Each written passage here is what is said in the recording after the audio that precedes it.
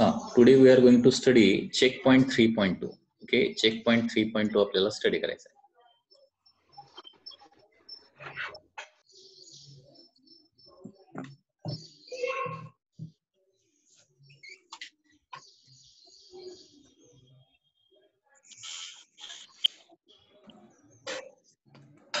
Check point 3.2 आपल्याला study करायचं आहे.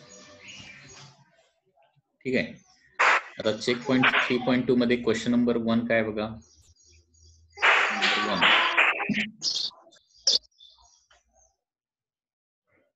Question number 1 is calculate amount of charge flowing in 2 minutes. Amount of charge flowing in 2 minutes, that is 120 seconds. In a wire of resistance 10 ohm and when PD is इथे असणार आहे 20 volt. Okay, so when 20 volt is applied between the two ends. आता charge किती flow होणार आपल्याला find out करायचं आहे. Q find out करायचं आहे. क्यूचा फॉर्म्युला काय असतो, करंट इंटू टाइम. म्हणजे अगोदर आपल्याला काय करावं लागेल, करंट काढावं लागेल. ओके, किंवा q is equal to I into t लिहूया आणि त्याच्यामध्येच डायरेक्टली व्हॅल्यूज प्लेस करूया. आय म्हणजे काय असणार आहे, voltage divided by resistance into time. Okay, voltage divided by resistance म्हणजे काय होणार आहे, 20 divided by 10 into 120. So answer येणार आहे that is 240 coulomb is the answer. Okay, so 240 coulomb is the answer.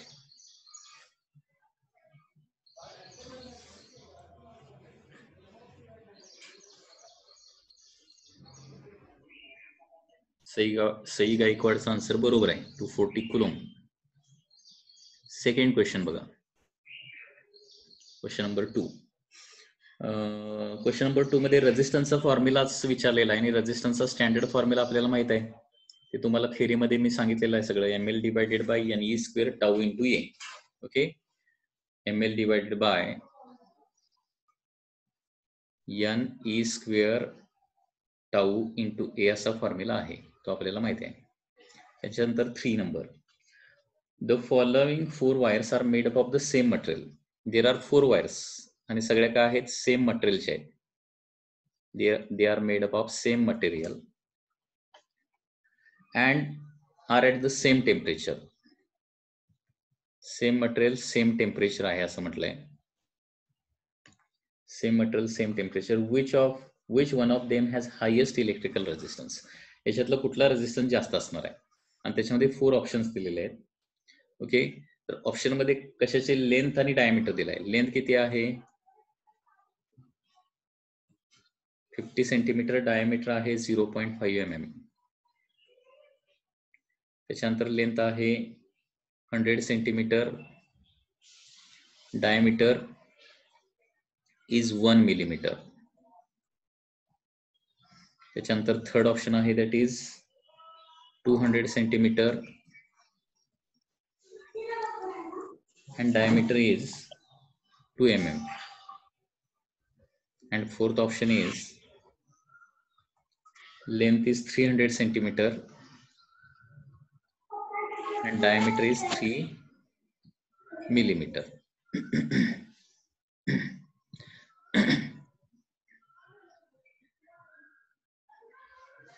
ठीक आहे, तर याच्यातल्या कुठल्या वायरचा रेझिस्टन्स सगळ्यात जास्त असेल असं विचारलेलं आहे. आता रेझिस्टन्सचा फॉर्म्युला तुम्हाला माहित आहे, इन टर्म्स ऑफ रेझिस्टिव्हिटी आहे. Okay, in terms of resistivity रेझिस्टन्सचा फॉर्म्युला का आहे, resistance is given by formula R is equal to rho l divided by a. आता मटेरियल सेम म्हणजे रो काय असणार आहे, कॉन्स्टंट. त्याचबरोबर इथं डायमीटर, लेंथ आणि डायमीटरची इन्फॉर्मेशन दिली. So row l divided bye पाय डी स्क्वेअर बाय 4. एरिया म्हणजे पाय आर स्क्वेअर असतं किंवा डायमीटरच्या स्वरूपात पाय डी स्क्वेअर बाय 4. मग आता लक्षात घ्या, रो आणि पाय 4 कॉन्स्टंट आहे म्हणजे R is directly proportional to L by काय येणार आहे, डी स्क्वेअर. मग या ऑप्शन मध्ये एल बाय डी स्क्वेअर जास्त असणार, त्याचं काय होणार आहे, रेझिस्टन्स जास्त येणार आहे. आता फर्स्ट ऑप्शनला एल बाय डी स्क्वेअर म्हणजे काय येणार आहे, 50 डिवायडेड बाय 0.25 येणार, म्हणजे जवळपास हे 200 येते. म्हणजे फक्त एल बाय डी स्क्वेअरची व्हॅल्यू काढून बघूया, युनिट वगैरे कन्व्हर्जन वगैरे काय करत बसायचं गरज नाहीये. एल बाय डी स्क्वेअरची व्हॅल्यू सगळ्यात जास्त कुठे येते बघायचं, आणि तिथं रेझिस्टन्स जास्त असणार आहे. सेकंड आहे 100 डिवायडेड बाय 1चा स्क्वेअर, दॅट इज 1च येणार ना, 100 येणार. थर्ड ऑप्शन मध्ये येणार आहे 200 डिवायडेड बाय 2चा स्क्वेअर म्हणजे 450 येते. आणि फोर्थ ऑप्शन मध्ये काय येतं, that is 300 length divided by d square म्हणजे 9. 300 बाय 9 म्हणजे 100 बाय 3 म्हणजे 33.33 येतं. सो करेक्ट ऑप्शन त्याच्यामुळे काय येणार आहे, first option is correct.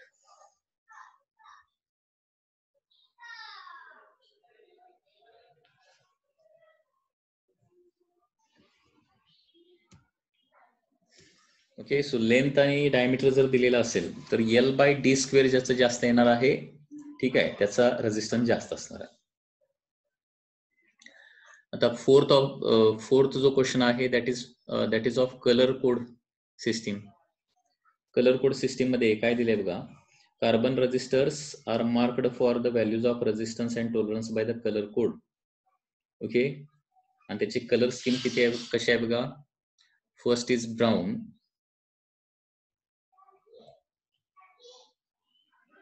Red, green, brown, red, green and gold अशी कलर स्कीम आहे. आता ब्राऊन म्हणजे किती असतो नंबर, कलर नंबर 2 असतो ना.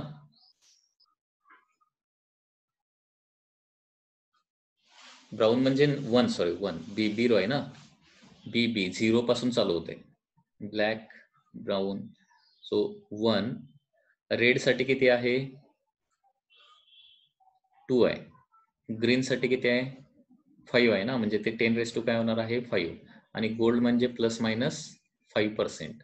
So 12 into 10⁵. ओके, ऑप्शन कसा आहे, 12 इंटू 10⁵. लास्ट ऑप्शन येणार plus minus 5%. So last option याच्यामध्ये येईल. त्याच्यासाठी तो टेबल लक्षात ठेवा. B B Roy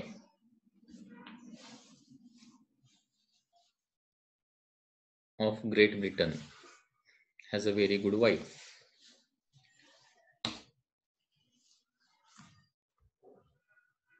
Okay, next. The potential difference between point A and B in the following diagram. एक डायग्राम दिलेला आहे आणि त्याचा आपल्याला काय करायचं आहे, पीडी फाइंड आउट करायचं आहे, potential difference. Okay, so diagram is like this.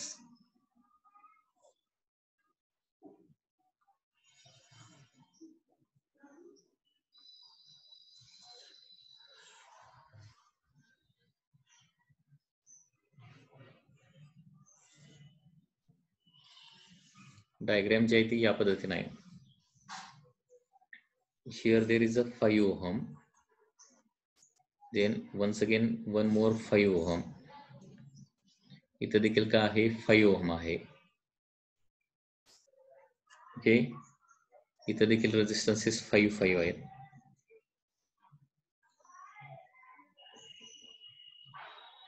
Five ohm,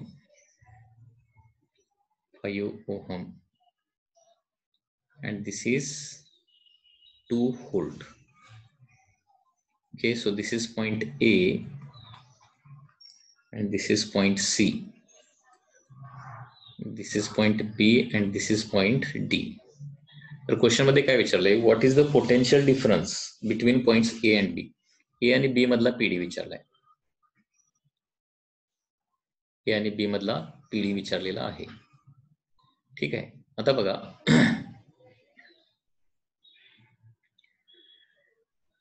for example बॅटरीचं negative terminal जे आहे त्याला मी 0 व्होल्ट ऍझ्युम करतो. काय करतो, 0 व्होल्ट ऍझ्युम करतो. बॅटरीचं जे निगेटिव्ह टर्मिनल आहे त्याला 0 व्होल्ट म्हणजे सी पॉइंटला 0 व्होल्ट ऍझ्युम केलं तर ए पॉइंटला काय येणार आहे, पॉझिटिव्ह टर्मिनल जे आहे ते 2 व्होल्टला मला ऍझ्युम करावं लागेल. ओके, आता ए आणि बी मधला पीडी तुम्हाला फाइंड आउट करायला सांगितलाय. ए आणि बी मधला पीडी तुम्हाला फाइंड आउट करायला सांगितलेला आहे. त्याच्यामुळे काय करतो मी, फक्त तेवढा वरचाच पार्ट फक्त काढतो मी. वरचा पार्ट फक्त ड्रॉ केल्यावर काय होणार बघा, here there is a point A, C पर्यंत ड्रॉ करूया. सी पर्यंत 5 volt 5 volt, sorry 5 ohm 5 ohm and 5 ohm असे 3 रेजिस्टन्सेस आहेत. ठीक आहे. ए पॉइंट किती व्होल्टला आहे? 2 व्होल्टला आहे. आणि सी पॉइंट किती व्होल्टला आहे? 0 व्होल्टला आहे. बरोबर. म्हणजे थोडक्यात ए आणि सी मध्ये पीडी किती आहे? 5 व्होल्ट्स आहे. आता सिरीज कॉम्बिनेशन मध्ये काय होतो? टोटल पीडी डिवाइड होतो. ओके. आता रेजिस्टन्सेस इक्वल असल्यामुळं रेजिस्टन्सेस काय असणार आहे? इक्वल असल्यामुळं याला 1/3 मिळणार, याला 1/3 मिळणार आणि याला 1/3 मिळणार आहे. म्हणजे याला किती मिळणार? 2/3 व्होल्ट. याला किती मिळणार? 2/3 व्होल्ट. आणि याला पीडी किती मिळणार आहे? 2/3 व्होल्ट मिळणार आहे. लक्षात येते का काय केलंय? हे बघा, बॅटरीचा विचार करा. बॅटरीचं निगेटिव्ह टर्मिनल मी 0 व्होल्टला आहे असं अज्युम केलं तर पॉझिटिव्ह टर्मिनल काय येणार? मग 2 व्होल्टला येणार. म्हणजे ए पॉइंट झाला 2 व्होल्टला आणि सी पॉइंट जो झालेला आहे तो काय आहे? 0 व्होल्टला आहे. ओके. त्याच्यामुळं आता पुन्हा एकदा काय केलेलं आहे? वरचा म्हणजे एबीचा पीडी त्यांनी क्वेश्चन मध्ये विचारला आहे, त्याच्यामुळं एबीसीचा पार्ट फक्त मी ड्रॉ केलेला आहे. इथं ए, इथं मध्ये बी पॉइंट आहे, लक्षात घ्या. आणि हा सी. आता एबीसी मध्ये ए पॉइंटला व्होल्टेज किती आहे? 2 व्होल्ट. सी पॉइंटला किती आहे? 0 व्होल्ट. म्हणजे थोडक्यात याचा मिनिंग असा झाला की 5 ओहम, 5 ओहम आणि 5 ओहम या तिघांना मिळून पीडी किती येणार आहे? 2 व्होल्टचा पीडी येणार आहे. आणि सगळे रेजिस्टन्सेस इथे इक्वल दिलेत. 5, 5, 5 दिलेत. त्याच्यामुळे काय होणार आहे? हा 2 व्होल्टचा जो पीडी आहे तो तिघांना काय होणार आहे? इक्वली डिस्ट्रीब्यूट होणार. म्हणजे पहिल्याला येणार आहे 2/3, दुसऱ्याला 2/3, तिसऱ्याला 2/3. आता त्याने काय विचारलंय की ए आणि बी मध्ये पीडी किती असेल? ए आणि बी मध्ये पीडी किती असेल? तर potential difference between A and B येणार आहे दॅट इज 2/3 प्लस 2/3 म्हणजे 4/3 volt. Okay. So that is your answer. हे बघा, या प्रॉब्लेम मध्ये मी थोडंसं व्हेरिएशन करतो. काय करतो? हा प्रॉब्लेम पुन्हा आहे तसा पुढे घेतो.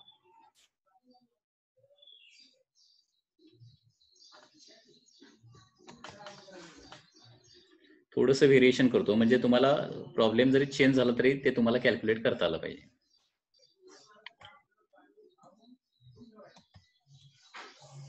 हे बघा, हा जो प्रॉब्लेम आहे त्याच्यामध्ये सपोज काय झालं,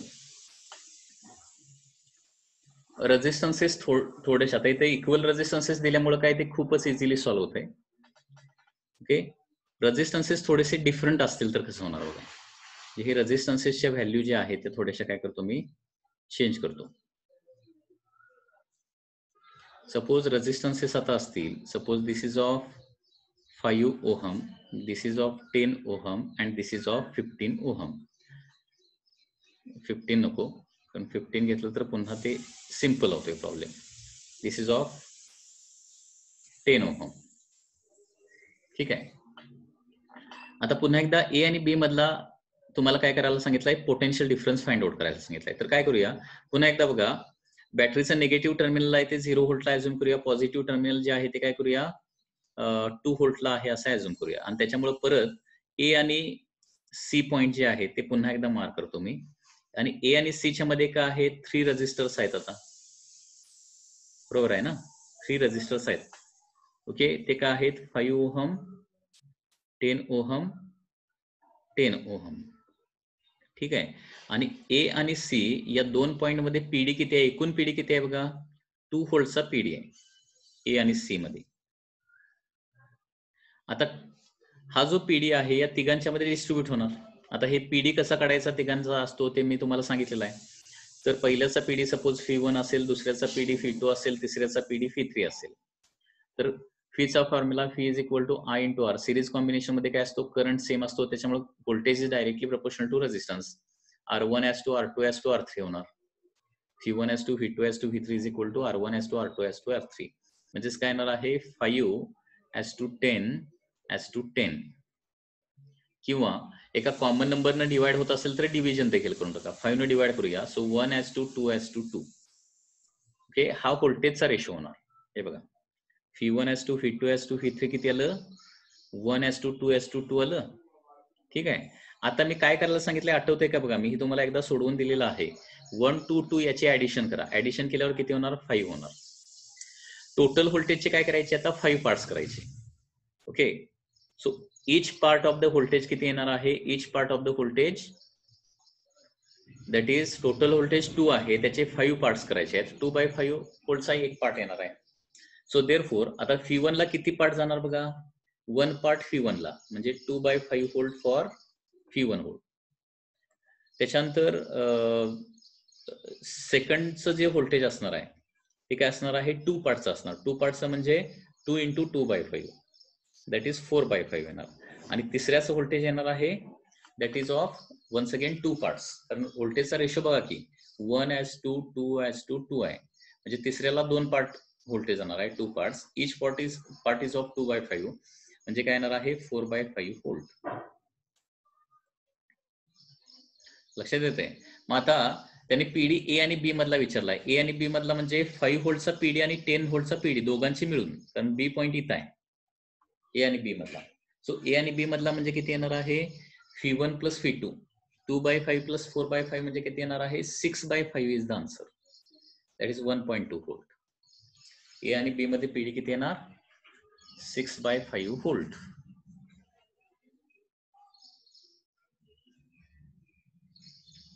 या पद्धतीने ते सोडवायचं आहे.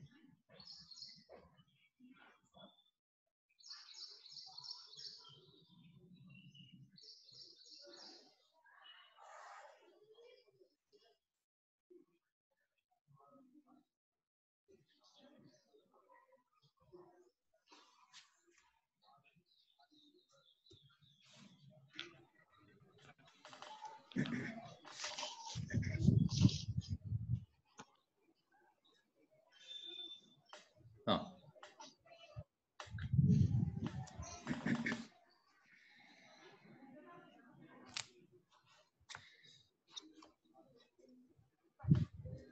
नेक्स्ट क्वेश्चन बघूया. That is, the resistance of 6 ohm each are connected in a manner as shown in figure with 0.5 ampere. The PD Pha minus Pb is. आता बघा काय दिलं इथं. Diagram is like this. Question number 6.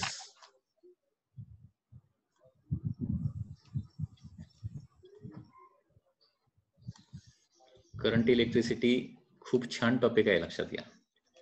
त्याच्यातले problem solve करायला आवडतात, म्हणजे मला तरी पर्टिक्युलरली आवडतं, तुम्हाला देखील आवडायला पाहिजे. बरोबर आहे ना.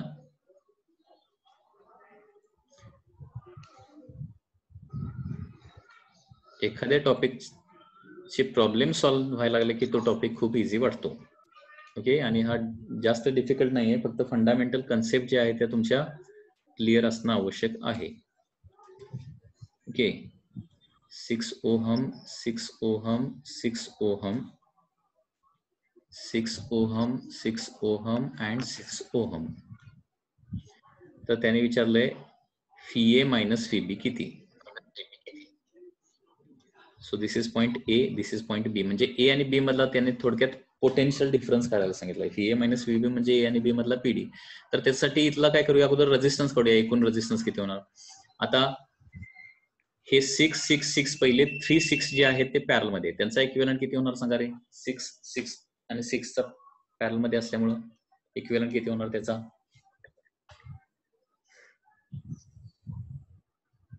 दॅट इज 6 डिवायडेड बाय 3 ना, 2 ओहम होणार. त्याच्यानंतर पुढे आता याचं देखील डायरेक्ट काढूया. 6 आणि 6 सिरीज मध्ये आहेत ना, सुरुवातीला वरचे 6 आणि 6 सिरीज, त्याचा 12 ओहम होणार. आणि 12 आणि 6 पॅरलल, 12 आणि 6 पॅरल मध्ये 12 × 6 divided by 12 + 6, R1 R2 divided by R1 + R2 formula माहित आहे ना.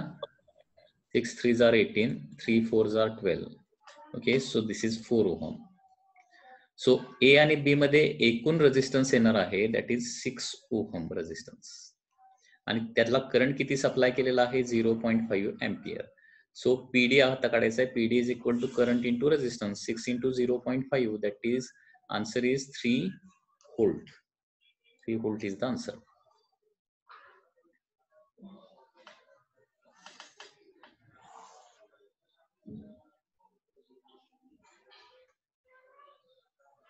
Question number 7.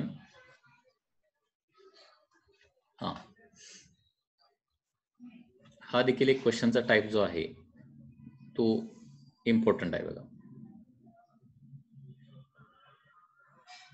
तर क्वेश्चन मध्ये काय दिलंय 1.2 एम्पियर करंट जो आहे तो लेफ्ट हँड साइडने येतोय 6 ओहम रेझिस्टन्स आणि 4 ओहम रेझिस्टन्स असा आहे ओके तर इथं करंट थ्रू 6 ओहम रेझिस्टन्स किती असेल असं विचारले 1.2 मधला काही करंट 6 ओहम मधून जाणार आणि बाकीचा करंट जो आहे तो 4 ओहम मधून जाणार आहे आता याची मेथड देखील तीच आहे लक्षात घ्या याची मेथड देखील काय आहे तीच आहे सपोज 6 ओहम मधून I1 करंट पास होत असेल आणि 4 ओहम मधून काय करत होत असेल I2 करंट पास होत असेल तर लक्षात घ्या I1 as to I2 चा रेशो लिहा I1 as to I2 चा रेशो आता current is equal to V by R असतं माहिती ना I is equal to V by R आता हे पॅरल कॉम्बिनेशन असल्यामुळे काय होणार आहे व्होल्टेज दोघांना तेवढंच असणार म्हणजे current is inversely proportional to resistance and therefore I1 by I2 म्हणजे 1 by 6 I1 as to I2 म्हणजे काय येणार आहे 1 by 6 as to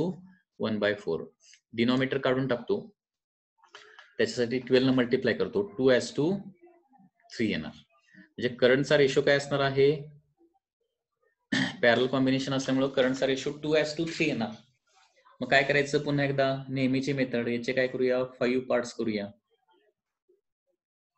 5 पार्ट्स कशाचे 1.2 करंट जो आहे त्याचे 5 पार्ट्स करायचे सो इच पार्ट होणार आहे each part is of 1.2 divided by 5 ampere प्रत्येक पार्ट 1.2 डिवायडेड बाय 5 एम्पियरचा होणार आहे आता पहिला करंट 2 पार्ट्स आहे आणि दुसरा करंट जो आहे तो 3 पार्ट्स आहे सो I1 येणार आहे 2 into 1.2 by 5 म्हणजे 2.4 डिवायडेड बाय 5 येणार आहे एम्पियर आणि दुसरा करंट येणार आहे दॅट इज 3 पार्ट्सचा म्हणजे 1.2 into 3 म्हणजे 3.6 divided by 5 ampere total current addition केल्यावर परत 5 एम्पियर येतोय 2.4 प्लस 3.6 म्हणजे परत 5 एम्पियर सॉरी 5 नाही 2.4 प्लस 3.6 किती होणार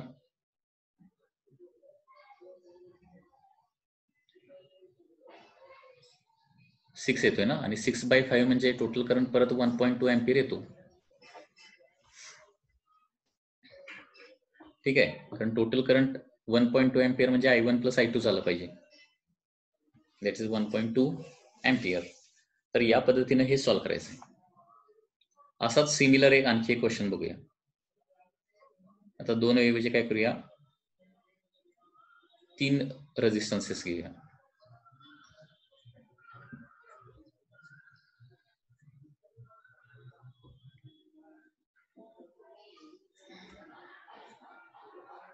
सपोज इकडून करंट येतोय 3 एम्पियर ठीक आहे इथं आहे 3 ओहम 6 ओहम 12 ओहम याच्यातून करंट I1 पास होतोय याच्यातून करंट I2 पास होतोय याच्यातून करंट I3 पास होतोय ठीक आहे तर I1 I2 आणि I3 किती असेल हे फाइंड आउट करायचं आहे तर पहिल्यात अगोदर काय करायचं आहे बघा सुरुवातीला I1 as to I2 as to I3 आता सगळं पॅरल कॉम्बिनेशन मध्ये सगळ्यांना सेम काय असतं व्होल्टेज सेम असतं and therefore current is inversely proportional to the resistance current is inversely proportional to resistance असल्यामुळे 1 by R1 as to 1 by R2 as to 1 by R3 होणार म्हणजेच 1 by 3 as to 1 by 6 as to 1 by 12 होणार आहे म्हणजे हा करंटचा ratio येणार आहे so I1 as to I2 as to I3 denominator काढून टाकूया म्हणजे 12 न प्रत्येक टर्मला मल्टिप्लाय करूया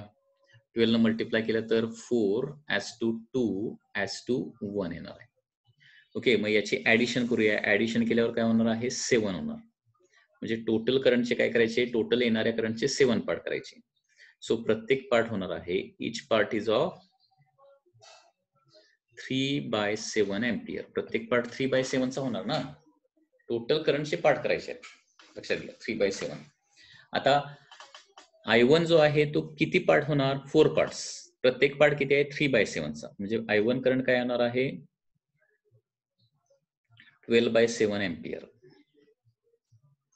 ठीक आहे I2 किती होणार आहे 2 पार्ट्स ना आणि प्रत्येक part 3 by 7 3 into 2 6 by 7 ampere आणि तिसरा जो होणार आहे that is 1 part that is 3/7 ampere.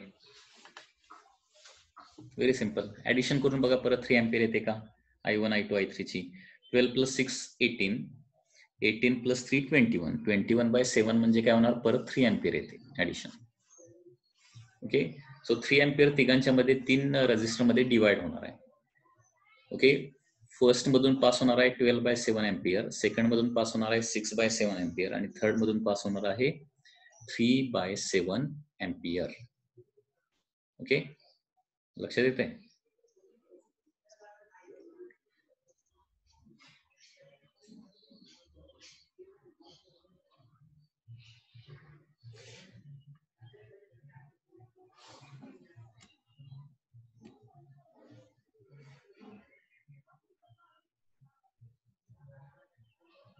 Next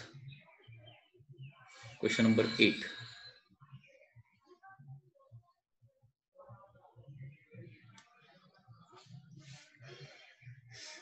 Question number 8 is like this.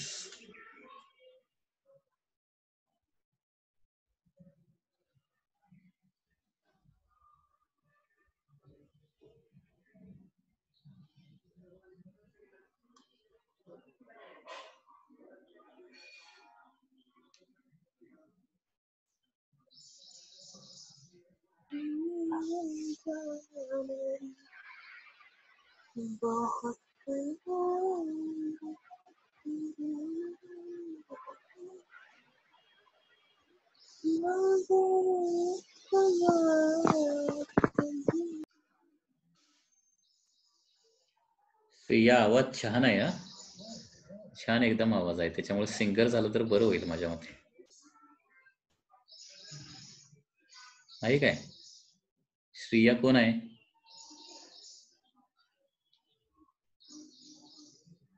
Physics एवढा आवडायला लागला की मुलं आता गाणी सुद्धा म्हणायला लागलेत म्हटल्यावर बघ.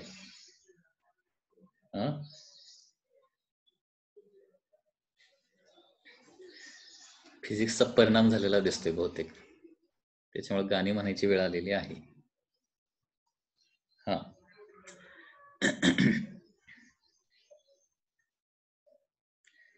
क्वेश्चन नंबर 8 मध्ये in the figure current through 3 ohm resistance is 0.8. 3 ohm मधून किती करंट पास होतोय?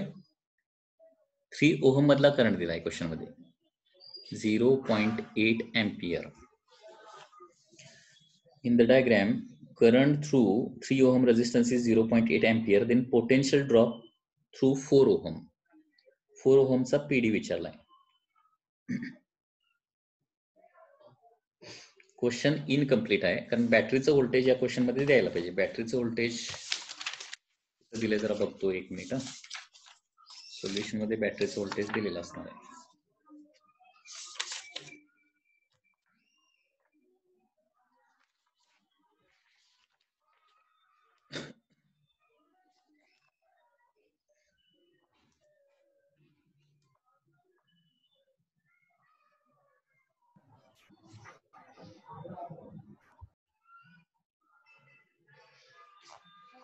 Potential drop across 4 ohm.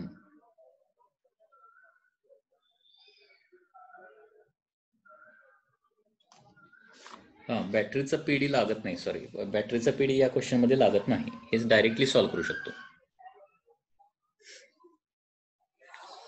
आता क्वेश्चन मध्ये काय दिलंय बघा. 3 ओहम मधला करंट दिलाय 0.8 एम्पियर दिलाय. ठीक आहे, मग याचा पीडी आपल्याला काढता येईल. लक्षात येते का? याचा पीडी म्हणजे 3 ओहमला पीडी किती असणार? तर potential drop across 3 ohm resistance will be current into तिथला रेजिस्टन्स. करंट किती आहे? 0.8 इंटू रेजिस्टन्स किती आहे? 3. सो ते येणार आहे 2.4 व्होल्ट. बरोबर. म्हणजे